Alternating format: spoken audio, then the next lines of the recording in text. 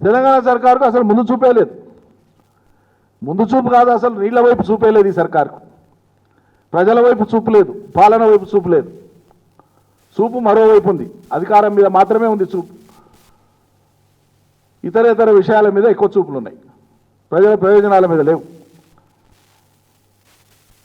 ఇప్పుడు ఏ వాగు, ఏ వంక, ఏ నది, ఏ ఉపనది, ఎన్ని నీళ్ళు వస్తాయి, ఏ ప్రాంతం నుంచి వస్తాయి, ఎంత కాలం వస్తాయి, ఎట్లా ఒడిసి పట్టుకోవచ్చు, ఏ ప్రాజెక్టు నుంచి ఎక్కడ ఇంటర్లింక్ చేయొచ్చు,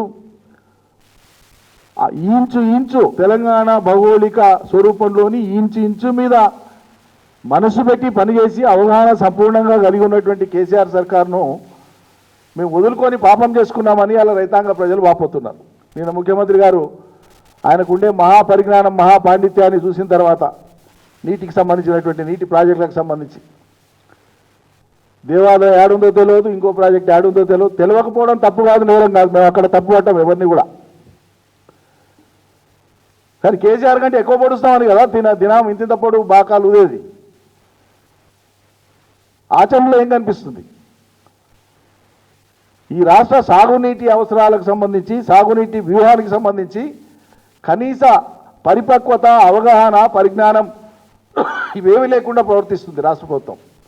పైపెచ్చు ఆయన ప్రెస్ మీట్ పెట్టి ఇష్టారీతిగా మాట్లాడుతుంటే మరి పక్కన వాళ్ళకన్నా సిగ్గు కావాలి కదా. ఈ పక్కకు ఉన్నోళ్ళు ఇద్దరు సంస్కారం గురించి, మంచితనం గురించి, ఏదో సఫిస్టికేటెడ్ విషయాల గురించి మాట్లాడతారు. ఈ పక్కన ఉత్తమ్ కుమార్ రెడ్డి, ఇంకో పక్కన ఇంకో ఆయన ఎమ్మెల్యే.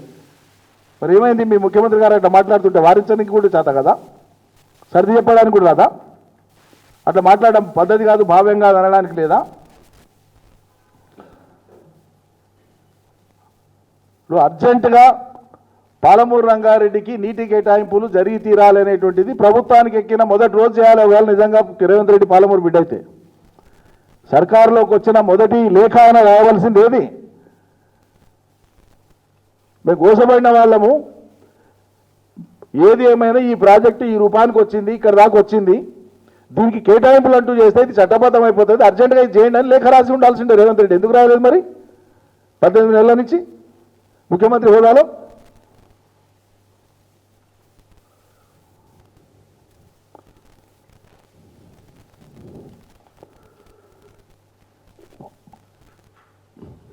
నాకు అవకాశం ఇస్తే నాగార్జున సాగర్ని స్వాధీనం చేసుకుంటానని మాట్లాడు. గంత దూరం, గంత బహదూర్ పని అవసరం లేదు. కానీ గంత ఏం ఆశిస్తలేరు ప్రజలు. కానీ స్ట్రైట్గా ఇప్పుడు హైపోథెటికల్గా చెప్తున్నా నేను, కొద్దిసేపటికి ఊహాజంతంగా. ఆల్రెడీ కృష్ణా బేసిన్ నుంచి అవతల బేసిన్కు, పెన్నా బేసిన్కు 300 టీఎంసీల నీళ్లను ధారాదత్తం చేసేసుకున్నారు. మనం నష్టపోయినామని ఇదివరకే మాట్లాడుకున్నాం. ఇది ఆల్రెడీ ఆన్ రికార్డు ఉండిపోయింది చరిత్రలో మనకు జరిగిన నష్టం. మళ్ళీ ఇప్పుడు గోదావరికి వెళ్ళి నీళ్లు తలపెట్టినప్పుడు మరి ఇప్పుడు అదే ప్రాంతానికి ఇదివరకే తీసుకుపోతున్న నీళ్ళని కాదని మళ్ళీ గోదావరికి వెళ్ళి మళ్ళీ తీసుకుపోయేటువంటి బనకచెర్ల నుంచి తీసుకుపోయేటువంటి నీళ్లు తీసుకుపోయే క్రమంలో చంద్రబాబు నాయుడుకు లేఖ రాయమన్నాడు రేవంత్ రెడ్డి గారిని. కృష్ణా నుంచి పాత నీళ్ళు ఏదైతే తీసుకుపోయేటువంటి విధానం ఉందో మరి దాన్ని మీరు రద్దు చేసుకుంటారా ఈ నీళ్ళ కోసం? హైపోథెటికల్గా చెప్తున్నాను. మీరు పలు విధాలుగా ఆలోచించాలి కదా రాష్ట్ర ప్రయోజనాల కోసం. ఒకే ప్రాంతం నుంచి మరో ప్రాంతానికి, హక్కు లేని ప్రాంతానికి రెండు సార్లు 2 నదుల ద్వారా నీళ్లు తీసుకుపోయే ప్రయత్నం జరుగుతూ ఉంటే మీరు ప్రశ్నించారా? ఏమైనా మాట్లాడితే పొద్దురెడ్డిపాటు మీరు ఉన్నప్పుడు స్టార్ట్.